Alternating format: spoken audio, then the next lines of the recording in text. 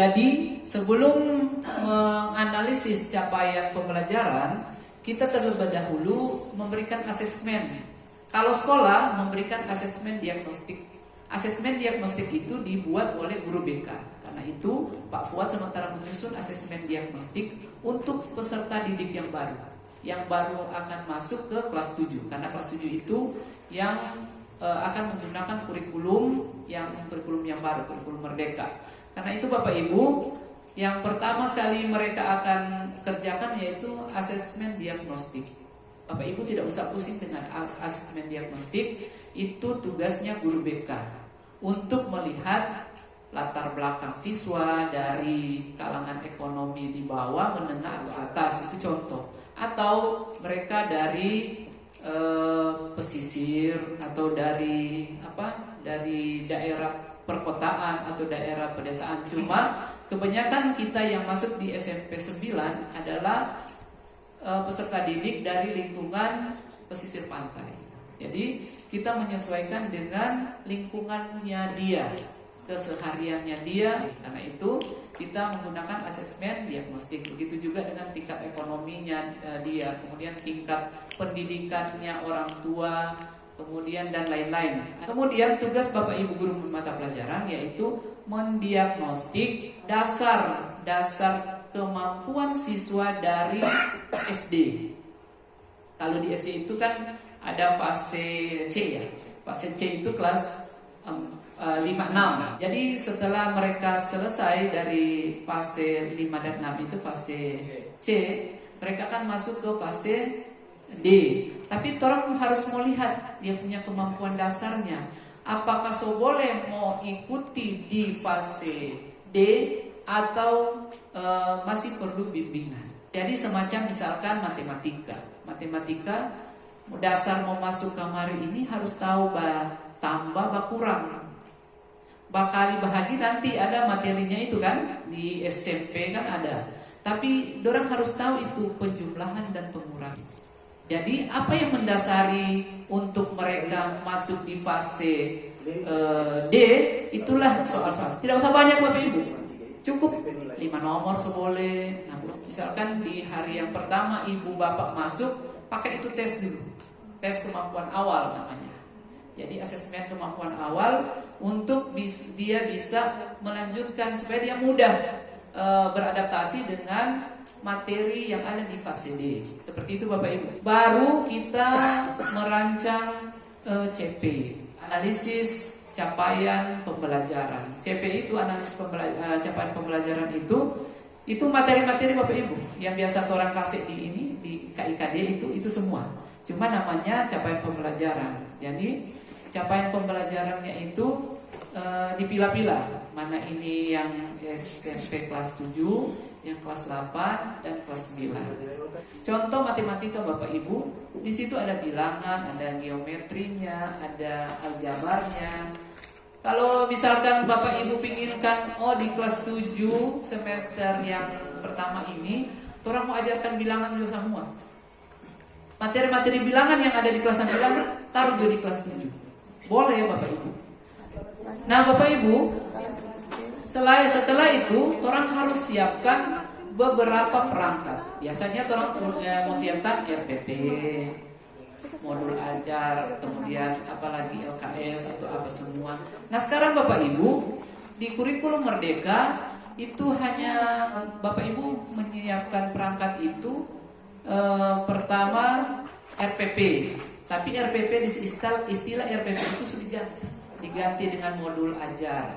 Jadi Bapak Ibu, ini di sini ada perangkat sini Bapak Ibu.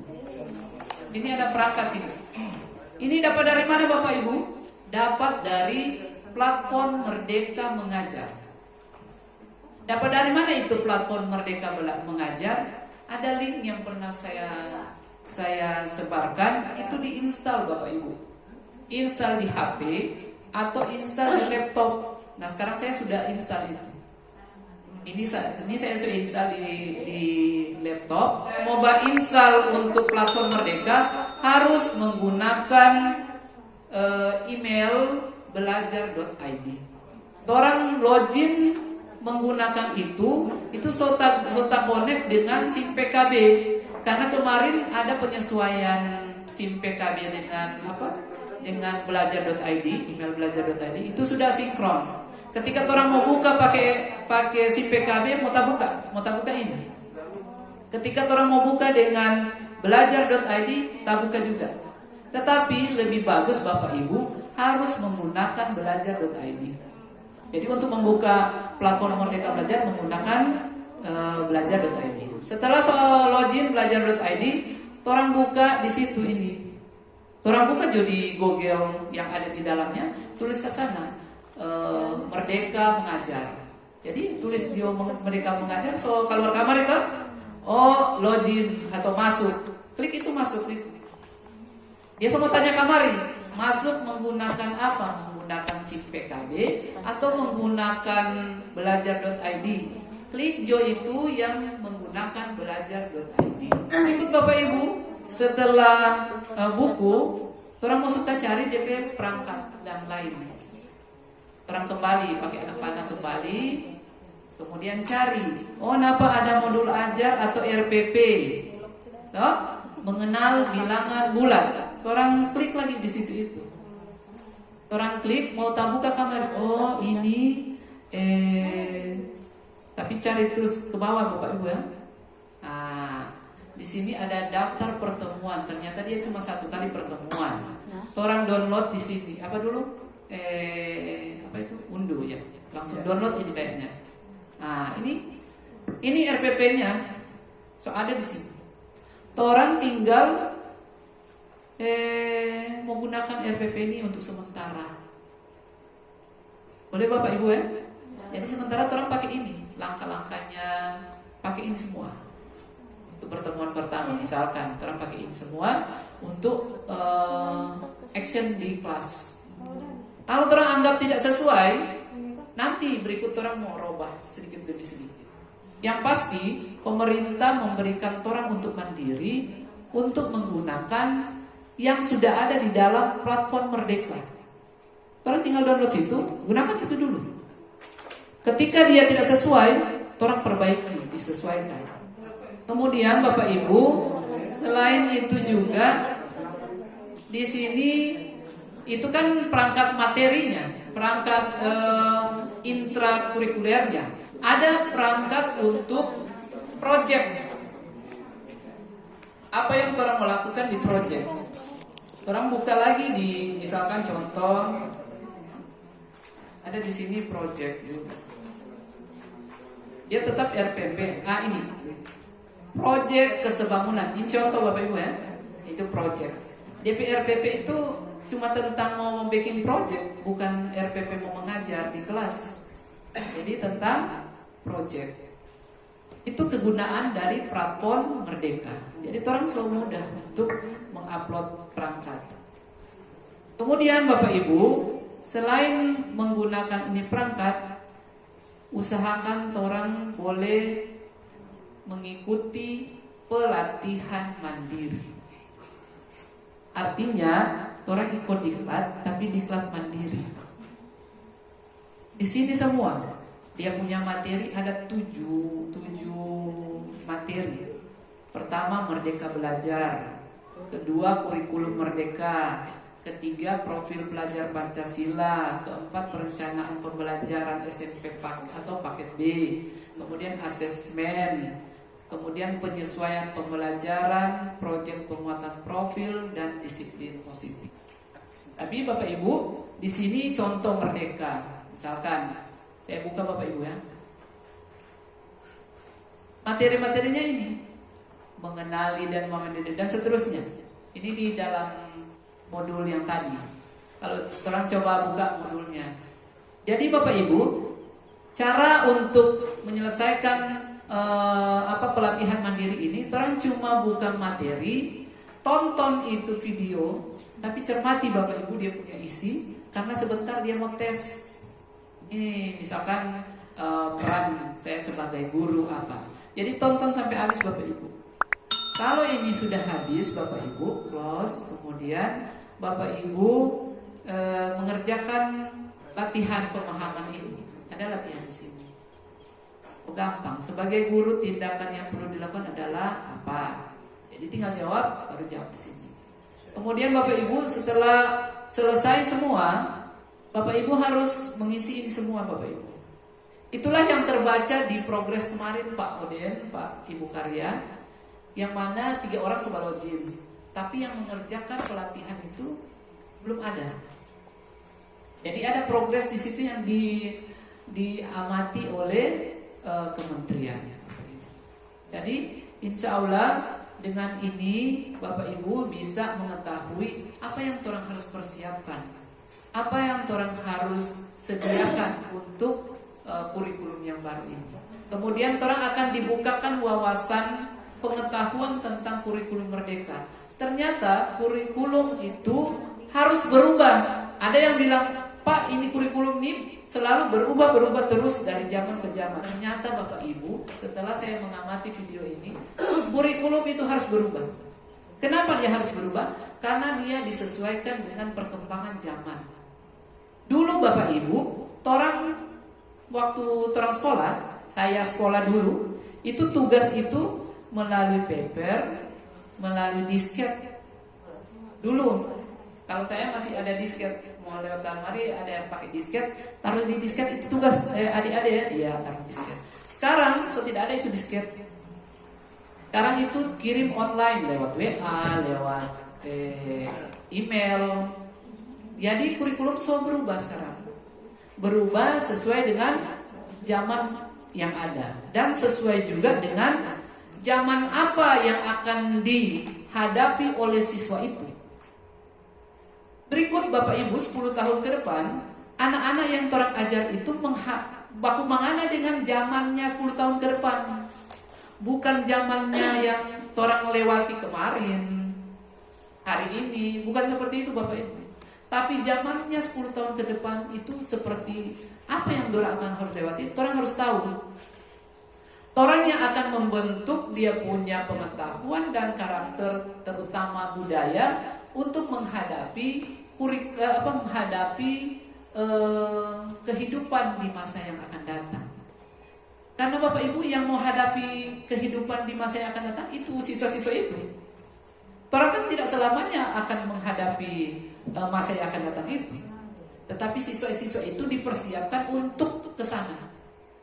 Karena itu mau tidak mau orang harus mengikuti perkembangan zaman menggunakan teknologi yang ada. Menggunakan internet, menggunakan media sosial, menggunakan yang lain-lain untuk mempermudah para siswa. Sekarang Bapak Ibu, siswa-siswa itu semalas menulis. Orang cuma suka katanya lewat HP. Jadi apa bahan-bahan yang ada di internet, yang ada di ini, itulah yang menjadi tugas dari Bapak Ibu. Oh, cari saya di internet tentang ini, kemudian di capture atau orang lebih tahu mau capture, mau bikin intisarinya, orang lebih tahu di menggunakan gadget. Jadi itu sekarang yang orang kasih pelajar itu anak-anak yang berada di era gadget. Jadi orang jangan kembali dengan cara orang belajar mengajarkan siswa dengan orang punya pengalaman pernah jadi siswa. Orang jadi siswa dulu tidak sama dengan siswa sekarang. Jadi orang pengalaman orang ada dapat kemarin, orang tidak boleh terapkan seperti itu kepada siswa yang sekarang. Itu yang saya tonton di video-video ini, membuka wawasan kita sebagai guru untuk membelajarkan siswa sesuai dengan zamannya. Itu memang perkembangan zamannya, tetapi orang harus mempelajari juga tentang kebudayaan yang ada, terutama tata krama di situ. Memang kalau melihat semua kurikulum itu sama. Hanya saja setelah saya baca harus ada perubahan kurikulum karena perkembangan zamannya. Karena kalau tidak mengikuti perkembangan zamannya, orang anak-anak tidak akan siap untuk menghadapi 10 tahun kemudian di lapangan pekerjaan atau di tengah-tengah masyarakat. Intinya di sini Bapak Ibu, kita harus mau mengikuti kemauan siswa, tidak. Orang mengikuti dengan perkembangan zamannya dia. Karena itu ada asesmen yang dilakukan oleh Bapak Ibu di setiap mata pelajaran. Bapak Ibu mau pilih mana itu siswa yang di bawah, menengah, dan atas. Kemudian Bapak Ibu, caranya jangan orang menyalahkan guru atau sekolah yang di fase bawahnya. Jadi layani dia sesuai dengan dia punya kebutuhan. Dia punya kebutuhan, dia tidak tahu membaca. Orang kasih tahu dia untuk membaca, untuk menyiapkan dia masuk di fase yang sedang berjalan itu. Karena itu dipilah-pilah. Tapi jangan memilah bahwa karena dia rendah, kasih di kelas A ini. Karena dia sedang, kasih di kelas B. Karena dia tinggi, kasih di kelas C. Jangan Bapak Ibu. Dia heterogen.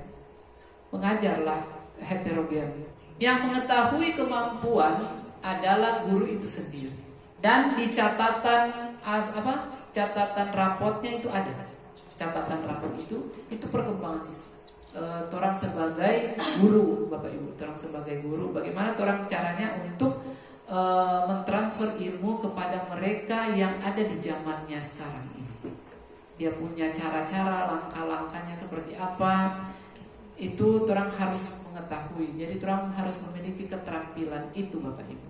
Karena itu kita harus dilatih dengan pengetahuan ini.